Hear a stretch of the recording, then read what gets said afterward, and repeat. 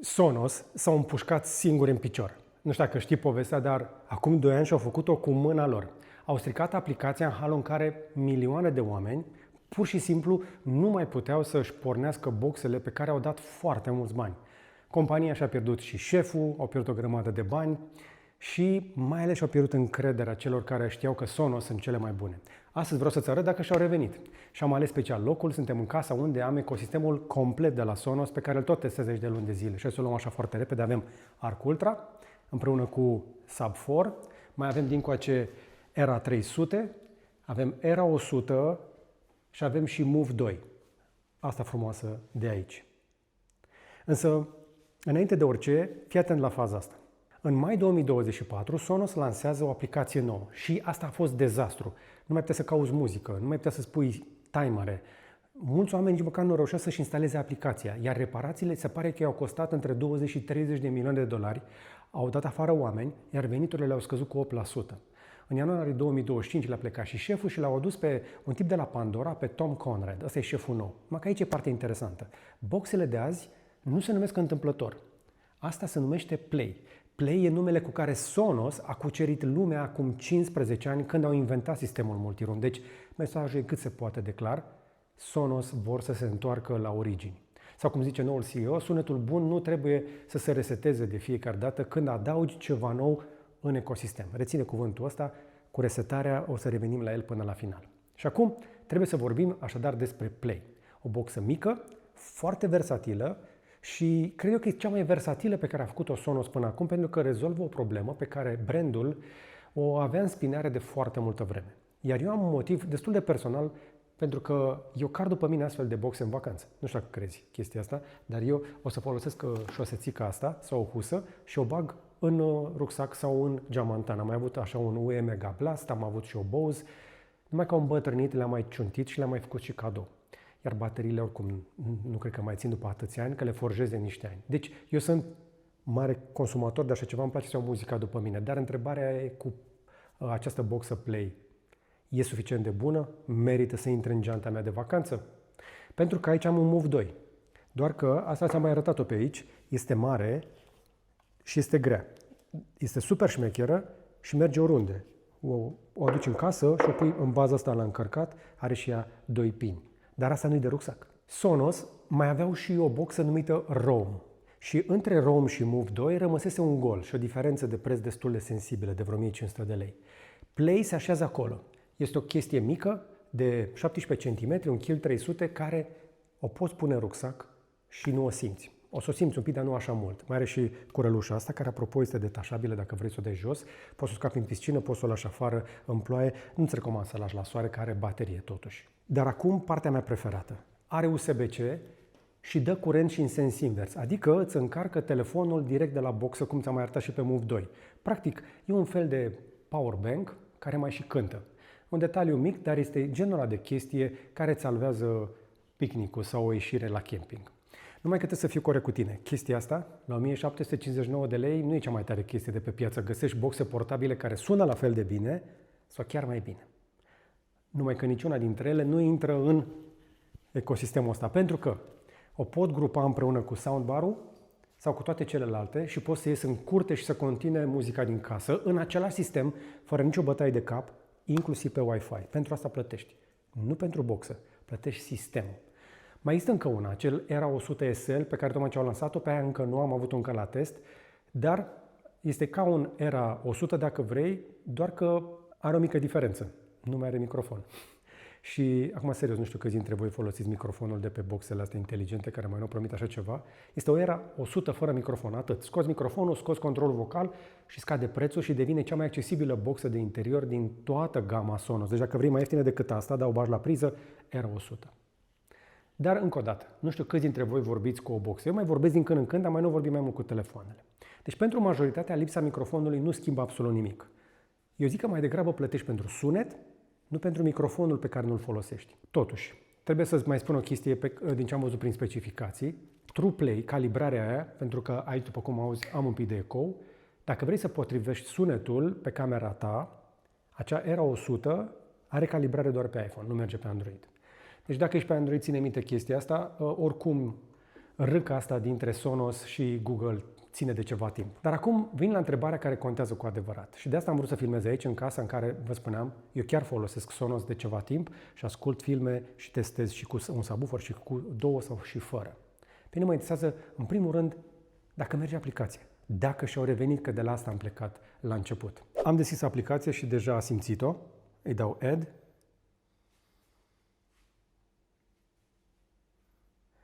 Îmi zice că trebuie să leg la curent pentru chestia asta.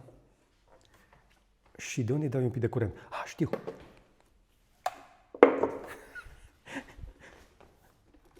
Nu cred că se așteaptă la asta. Ea se așteaptă să primească niște curent. Îi dăm de la Move 2.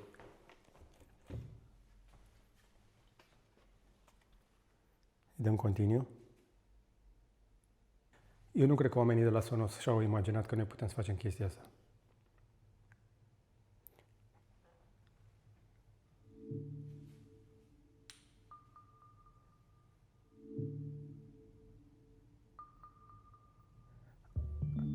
Aceeași metodă de împerechiere cu sunet.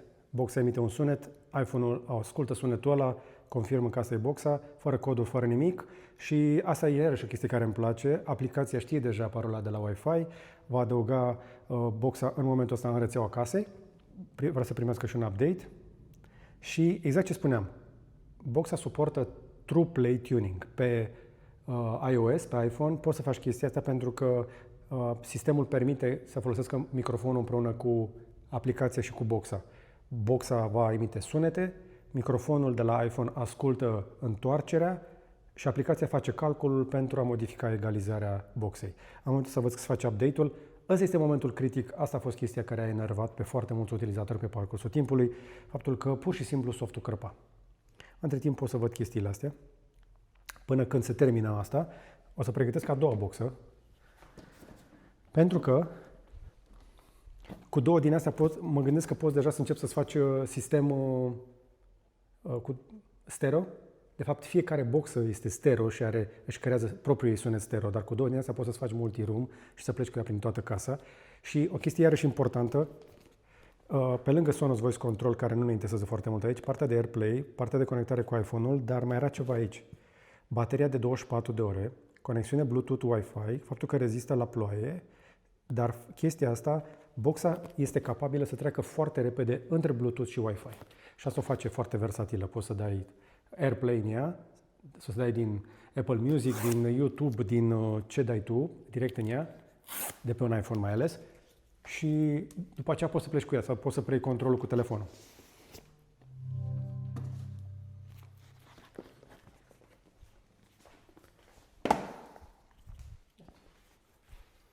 Gata? N-am apucat să o facem pe a doua. Îi dăm Done și True Play. Exact ce ziceam. Enable.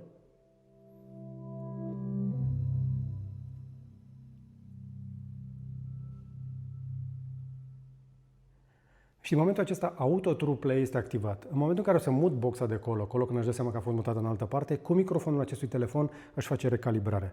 Și acum, iată ecosistemul. Suntem Speech Enhancement Loan, ăsta e televizorul și în momentul ăsta deja avem boxa adăugată aici, îi putem vedea și nivelul de baterie și o pot adăuga aici. Simplu, nu? Îi dăm Apply, dăm Play la... Îmi plac posturile de radio, apropo, de pe Sonos.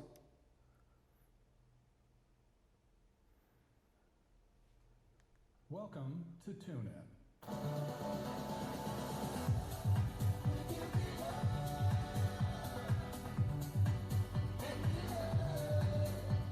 Și deja aici pot să văd, pot să le controlez individual. Asta era 300. Asta e Arc Ultra.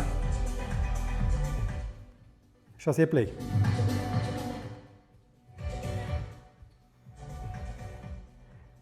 Și după aceea, dacă vreau, pot să le fac să lucreze împreună.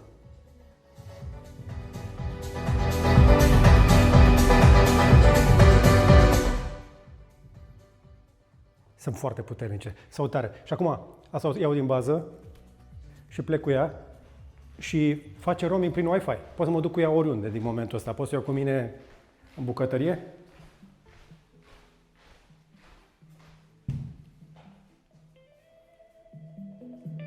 Și îmi place chestia asta că poți să o iei afară, poți să o iei în bucătărie, poți să o iei IP67, poți să o iei la duș. Asta e boxa pe care poți să asculti muzică nu la duș, ci în duș. O băgăm în duș? Putem băga și în duș, însă poți mai face o chestie. În ecosistemul lor poți face asta. Să zicem că decuplez, îi dau play, merge radio dincolo, acolo merge radio și pe care vine aici.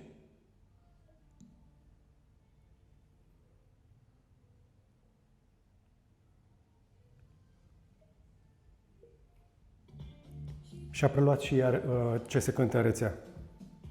Asta îmi place la Sonos. Asta e, pentru asta plătești. Când vorbim despre ecosistem, boxa asta deja preia de la celelalte boxe din ecosistem aceleași funcții. Diferența asta este că ea are într-adevăr și niște comenzi vocale care nu prea mă interesează. Aștept un Siri în limba română, dar asta merge cu niște comenzi vocale de la Sonos. Adevărul este că atât de ușor să o folosești însă cu AirPlay ca un televizor, ca toate boxele din ecosistemul lor, încât sunt ok așa.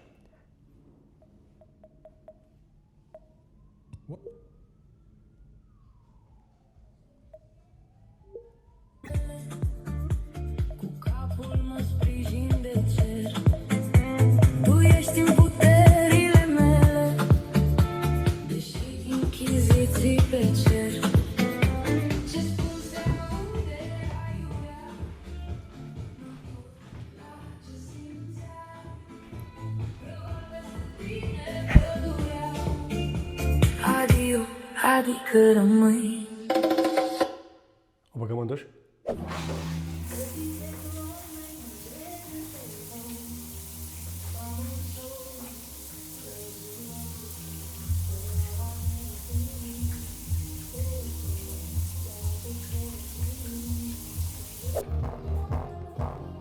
Are apă. Trebuie să-i dai ca să scoți. Da.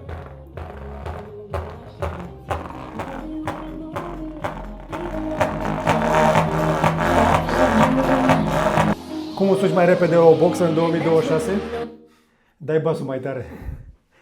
Cronometrăm pe bune cât de mult ne ia din momentul în care am pornit-o? Hai să vedem. Stai să-i dai curent. Îi dăm acum. Nu-i dăm noi curent.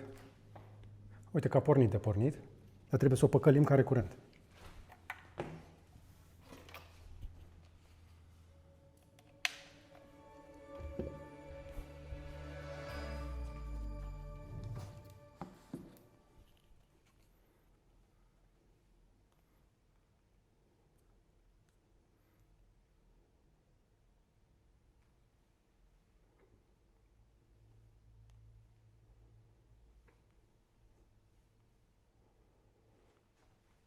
Câteva secunde și a apărut singură. Add. Ne cere să o punem în bază, am pus-o. Da, nu mai are curent de la ăla. Nu, trebuie doar să citească, să se conecteze la bază. Gata. Continuăm.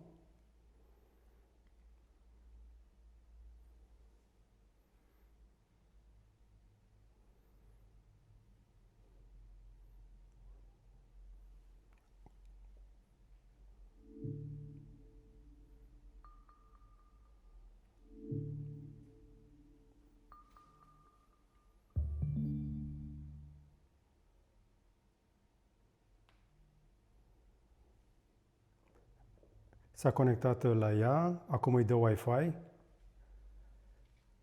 A doua boxă la rând și pot să spun că în momentul ăsta Sonos are cel mai rapid onboarding pentru o boxă nouă din toate cele pe care le-am testat până acum.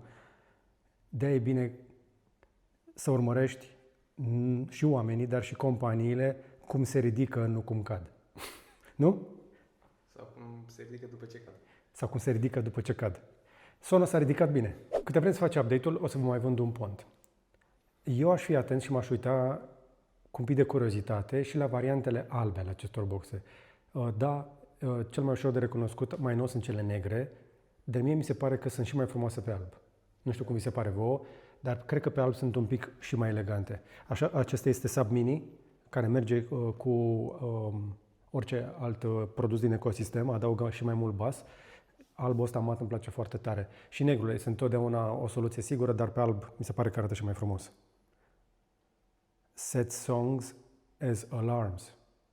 Deci, în loc să trezești cu sonerie, poți să trezești cu muzică, cu playlist-ul tău. Pe vremuri. Ca pe vremuri. Cu radio. Am măsurat eco-ul. Ne ducem la listă. A apărut al doilea play. Îl adăugăm, îi dăm apply. Am dat play. Play, Sonos Play.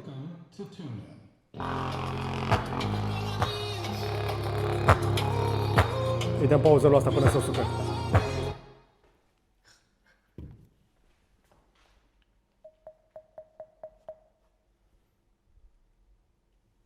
Trebuie să o scot din listă. Că am dat, așa. Welcome to TuneIn.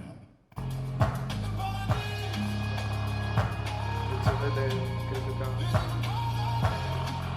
că... Nu se dă apply.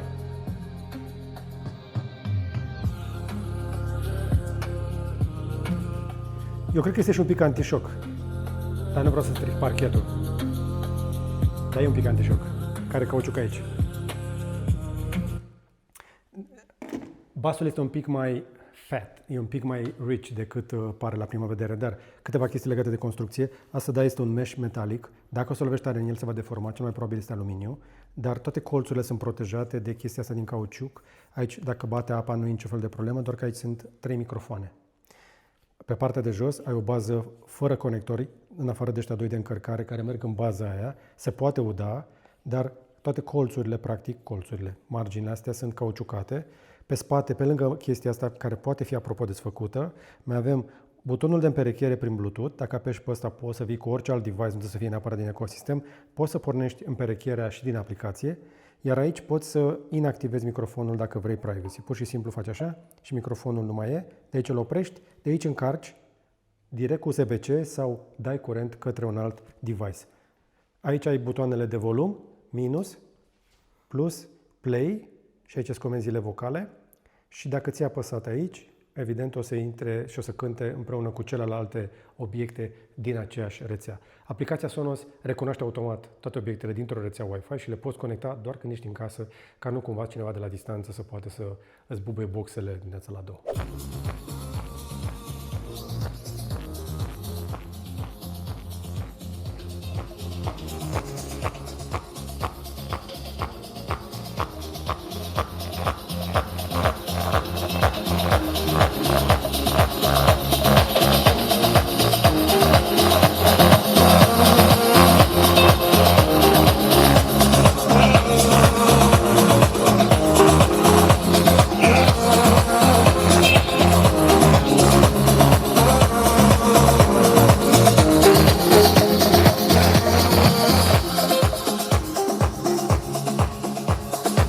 Gata.